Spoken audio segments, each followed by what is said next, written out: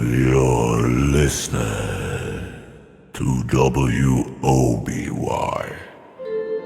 where music, mystery, and imagination never sleep.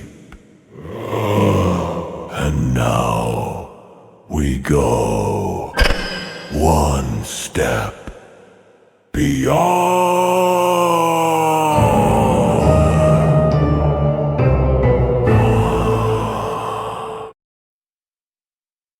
The amazing drama you're about to see is a matter of human record.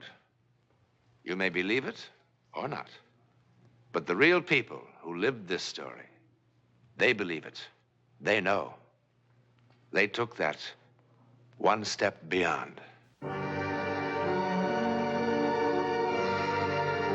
Alcoa presents a new and unusual kind of television program that takes you just beyond the world in which you live. Alcoa presents Aluminum, from the world's leading producer, Aluminum Company of America, who creates new and unusual uses of this wondrous metal for the world in which you do live. And now, John Newland takes you one step beyond. Here in this warm, secure London house, early April 1912, began the bizarre and untold chapter of a news story that would soon stun the civilized world. In this library was an unread book. Coming events cast their shadows before them. Maybe. Remember this book. We'll come back to it later. It might shock you.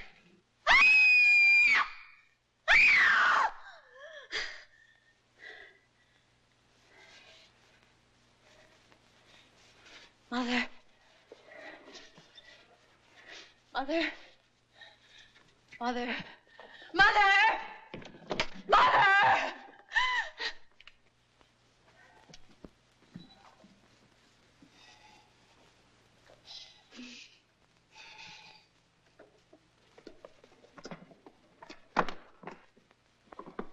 What is it? What's wrong, dear? It was water. Dark water. I was drowning. I couldn't swim anymore. I was drowning. Oh, you've just had one of those old-fashioned nightmares. Oh, no. I don't blame you. All this excitement about the wedding. No wonder. Eric was there. And I couldn't find him in the dark. And the water closed in over me. What does it mean? Nothing. Absolutely nothing. And in 4 days you'll be married and in Switzerland on your honeymoon. The happiest bride that ever was. And you can't drown in Switzerland. Nobody ever does. All they do is bang into trees on those foolish skis. But drowning? No. It was all so clear to me. And I could feel the water. It was like ice. Now, if you must dream, I order you to dream only pleasant things. Eric, your wedding dress, and how happy you're going to be. Promise? That's better. Now, come on back to bed. But I couldn't find him. I couldn't find Now, him. that is enough, darling. And I shouldn't worry Eric with this. He's been trying so hard to make everything wonderful for you. There. Now. Good night, dear. And no more nightmares.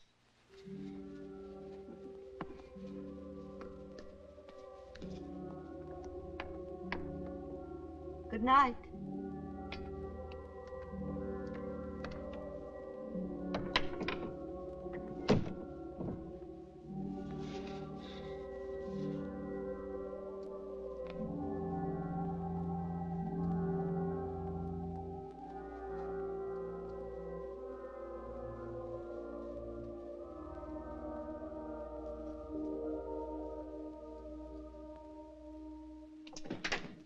Good morning, Emily. Is the future Mrs. Farley about? Grace? Eric. Well, Phil. I know it's early, but I wanted to see what my wife would look like in the mornings. Ugly. Would you like some coffee, darling? I'd love some. You like surprises, don't you, darling? I love them. Come on, surprise me. It's about our honeymoon. The honeymoon? We're not going to Switzerland. We're not. Well, where are we going? We're going to America. To New York City. New York. Eric. Now, why don't you ask me how we're going to get there? Swim? Rowboat? Raft? All right, darling, how? That's how. Stateroom 111B, boat deck, right next door to Mr. and Mrs. John Jacob Astor, no less. On the maiden voyage of His Royal Majesty's ship, Titanic, Southampton to New York, 6 days at sea, next Tuesday. At sea? Oh, just a little sugar, darling. I can't.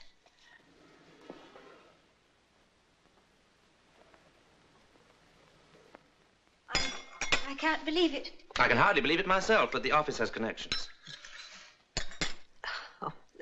Oh, you lucky children. You sure you won't miss Switzerland? Oh, Switzerland will keep. But the Titanic, our honeymoon, that's once in a lifetime. The paper's full of nothing but the Titanic. Listen to this, Grace. RMS Titanic, the world's largest and most luxurious liner, is writing a new and glamorous chapter in man's conquest of the sea. By virtue of her 5 watertight compartments, she's being hailed in marine engineering circles as the unsinkable ship. Her first passenger list makes her a floating home for royalty, statesmen, international society, and stars of the theater and the arts. And Mr. and Mrs. Eric Farley, who are absolutely unknown. And absolutely in love.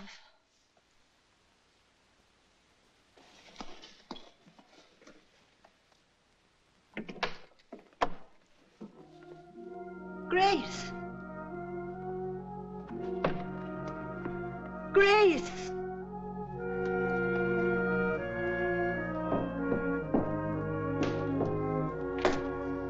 Grace, what is it, darling?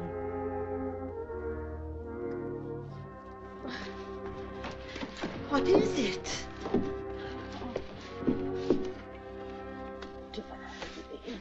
Mustn't. We can't go on that ship. It happened again. I dreamed. Now, darling, I do wish you wouldn't. I saw the sea, the cold sea. Oh. There were people struggling in the water. Really? Sinking, dying. Grace. And then a huge ship slid down.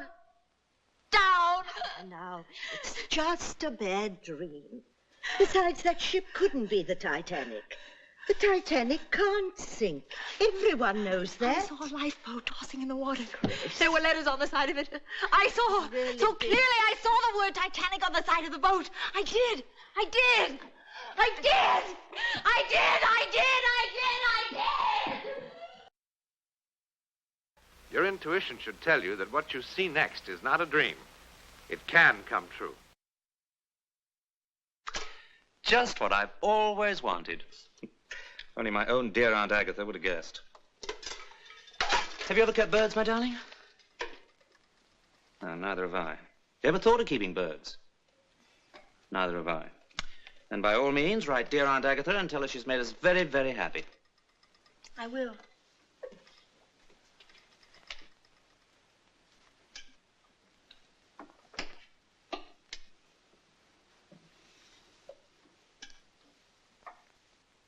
I know all about last night. And the night before that. Mother told you. I suppose you think I've gone off my head, one of those silly, hysterical women. I think you're a lot overtired and a little over-imaginative. But this isn't my imagination. Believe me, I saw it. I saw it. Now, that is silly. You don't believe what you see in your sleep? I mean, unless you're a gypsy. Grace, do you trust me? You know I do. Then don't spoil the happiest time of our whole lives just because of a bad dream. Everything's going to be all right, I promise. I'll take care of you always. Oh, hold me tight, darling. You know, if I didn't know you so well, I'd think that you'd fallen in love with another man, that you didn't want to marry me. I couldn't love anybody but you. Very well, I believe you. Only remember, If there ever is another man, I was one of the best shots in the Coldstream Guards.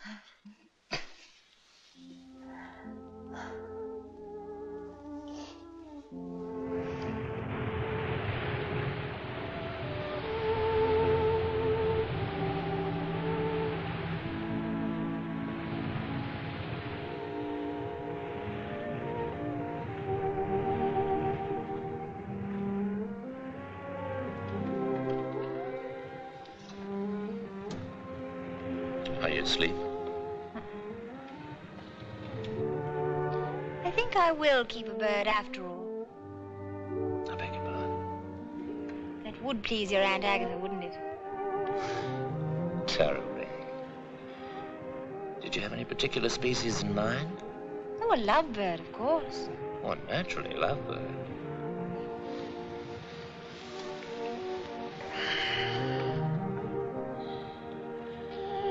Thank you, darling. What for? The 6 most perfect days of my life.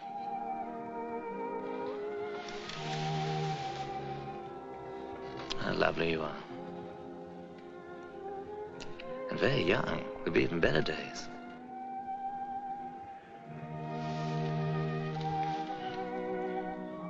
You've forgiven me, haven't you, for those silly scenes I made? I've forgotten the whole thing. I'm glad. Such awful, ridiculous dreams. It wasn't a dream at all. I was wide awake when I felt there was something wrong with the ship. Quite wrong. I know you'll laugh. And I don't blame you. I was in my cabin this afternoon. I imagine it was around 4 o'clock when I heard this terrible sound. What kind of sound? It was a terrible grinding sound, as though the ship had suddenly struck some immovable object. The whole boat seemed to tremble with the impact. Tell me, by any chance, did you hear anything or feel anything? No, I heard nothing like that, I'm happy to say. You know, it's probably your imagination, or more likely, indigestion. Now, why don't you see the ship's doctor? He's a good man, I'm told. I'm all right physically. It's just that for the first time in my life, I'm afraid. I'm afraid even for the next few hours. I don't know what I'm afraid of. It's as though something in my soul. You know, if I weren't such a hard-headed realist and I were at home, I think I'd call on my minister.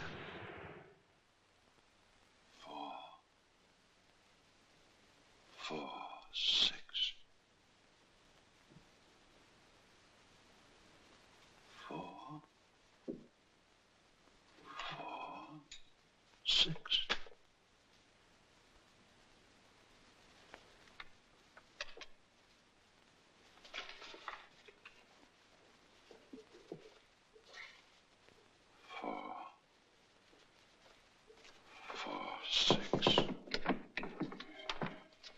Excuse me, Dr. Morgan, but it's nearly time for the service.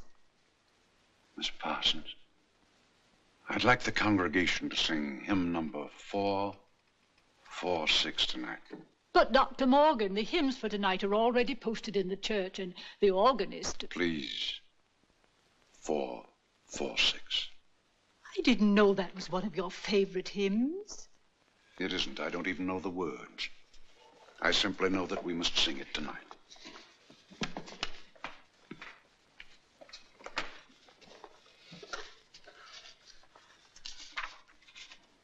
Hear, Father, while we pray to thee for those in peril on the sea. Better we should be praying for our farmers after a winter like this.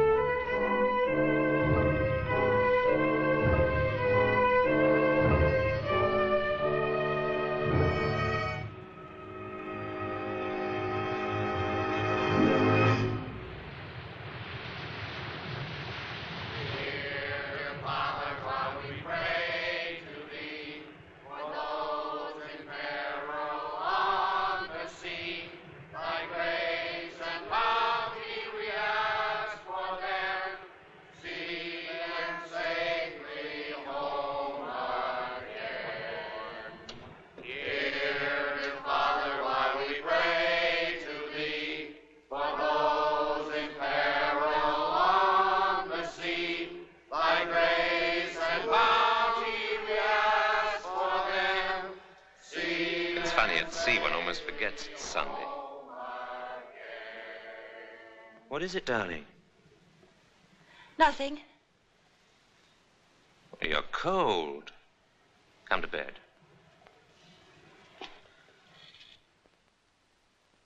Harry Teller, you're the only man in New York City that's still up. You've been here for 4 hours. I don't know what's wrong with me. Harry, what's this? I thought you were supposed to be drawing pretty girls in the new spring styles. You'll never make the deadline now. I don't know how it happened. I don't know, helpless. Something seemed to be guiding my hand.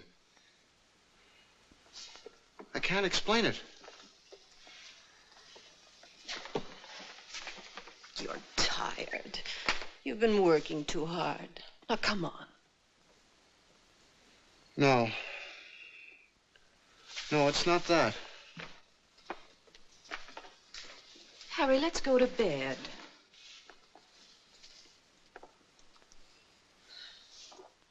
You know, this drawing, it's awful. I don't know who would want it. But you know something? This is the best work you've ever done.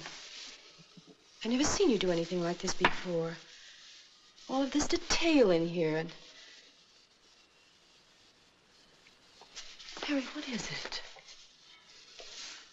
Your hands are like ice. The water in the drawing was cold. Icy cold.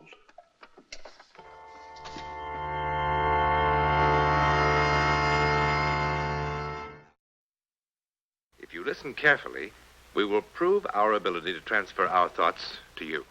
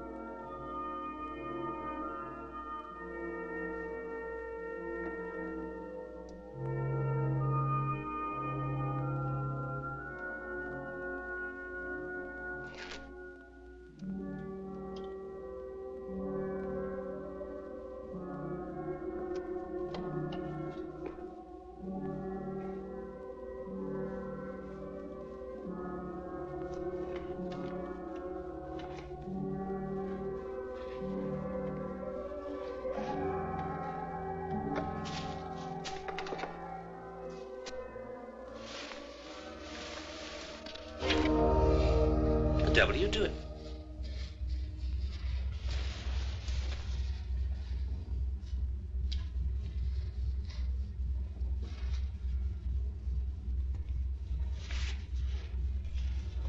Grace. Grace. Grace.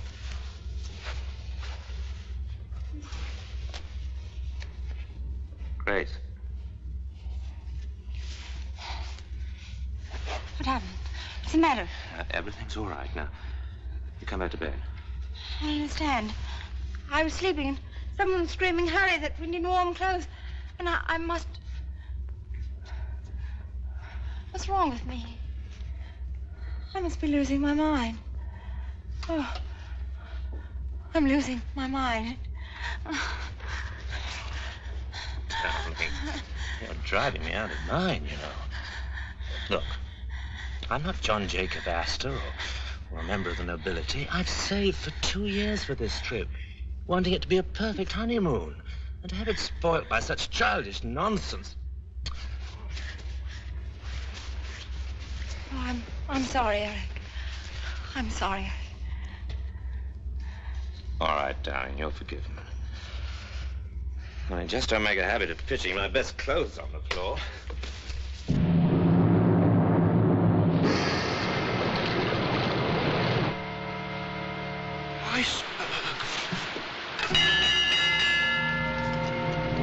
Iceberg, get ahead! Iceberg, get ahead! Iceberg, get ahead!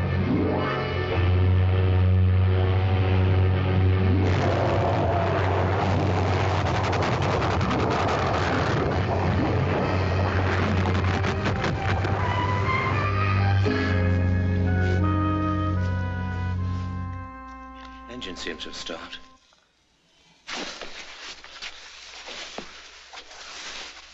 You all right?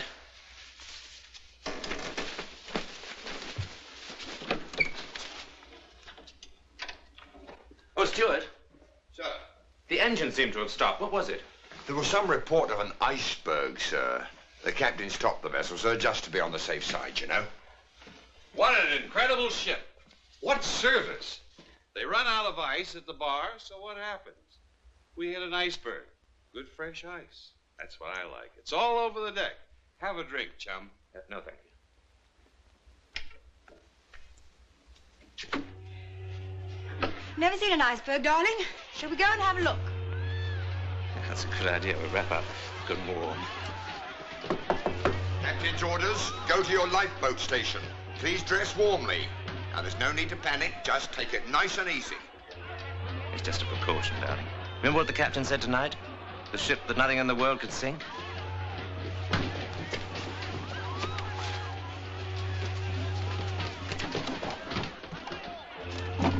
What are you doing?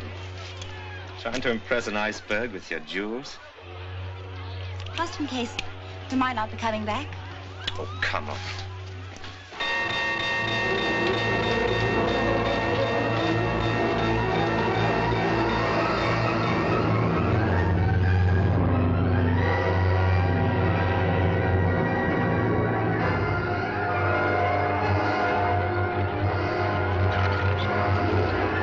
Easy does it now.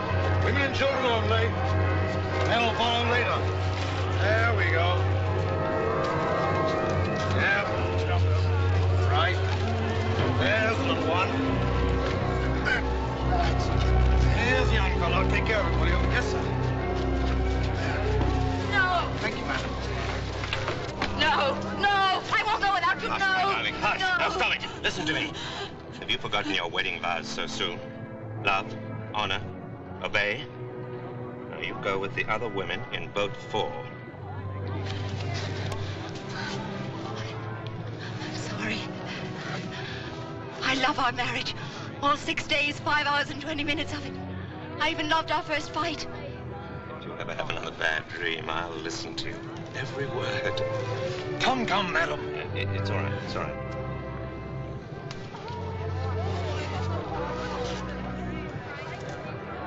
Good night, my love.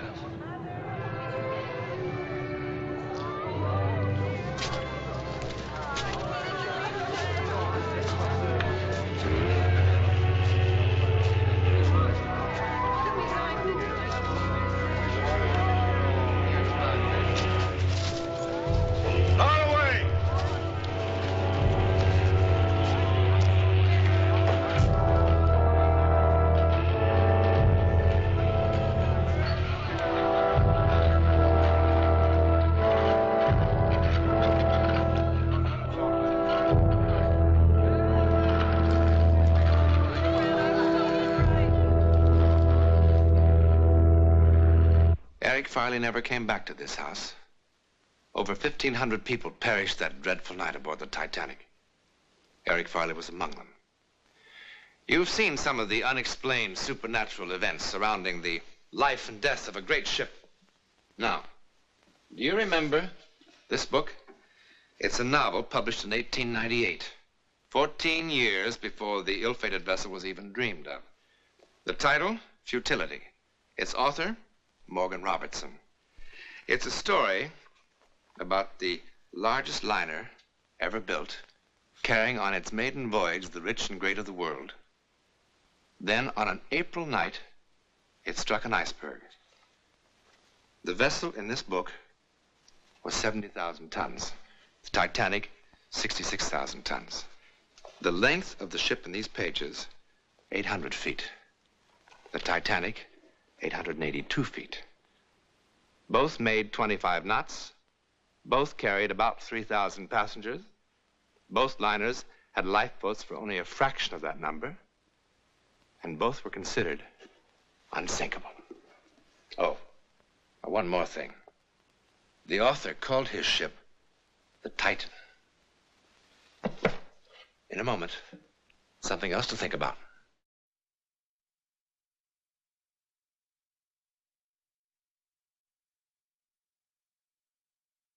This is the ticket that carried a passenger, Arthur Douglas by name, from New York to Chicago on a fantastic excursion into terror. Now, if you were one of the passengers on the train that night, we'll thank you to keep your secret until next week, when a perfectly normal man takes that one step beyond.